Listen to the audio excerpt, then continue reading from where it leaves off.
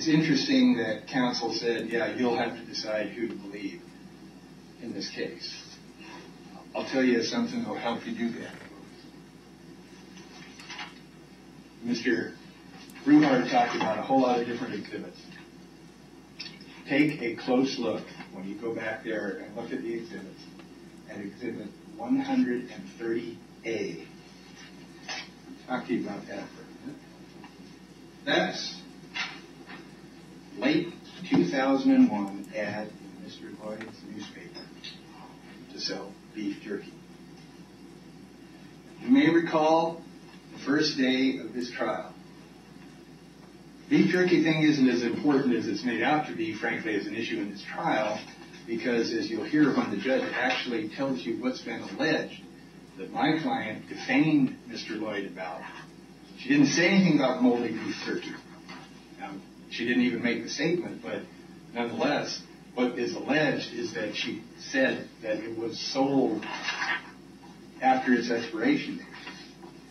He can't disprove that, obviously, because he says he has no records of the expiration date. And you've got a lot of evidence from the person who actually canned it, Mr. Portwood, about the expiration date.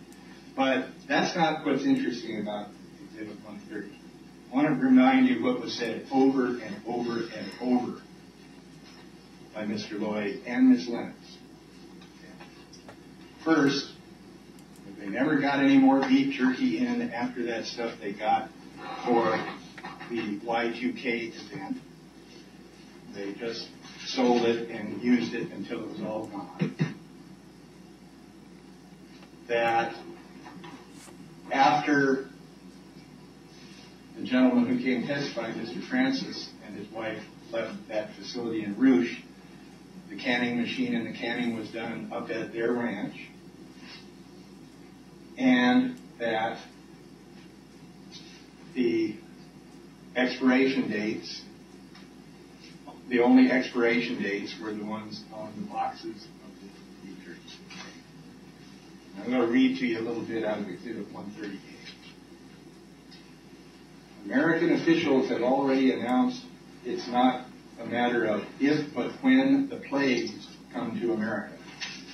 The western region of the country has a council that has announced that when one case of mad cow is diagnosed, they will freeze all cattle movements for the entire state. While we've sold jerky before, we just made a major purchase and are now canning it up against the day when there will be no affordable beef available anywhere. We can our jerky in an oxygen-deprived environment, so the already long shelf life of beef jerky is extended even further.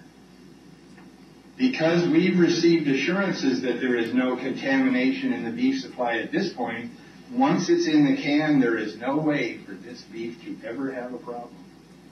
However, once the epidemic of mad cow reaches America, we will never have that assurance again. In short, if you can afford it, we strongly recommend you get a case of this run of beef jerky and stash it away. Our Applegate Ranch beef jerky is the best product around. Sold only in case lots. You get 12 pounds of jerky per case. Each case has 6 cans. With 2 pounds in each can, a case is $200, and we pay the shipping. All right. Now, maybe that's all true. If it is, then absolutely everything James Lloyd told you about the circumstances of buying and selling that beef jerky in this court was a lie.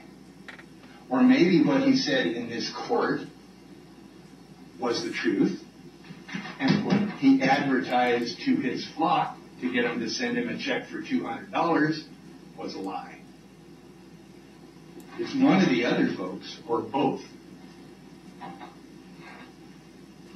Exhibit 130A is a very important piece of evidence.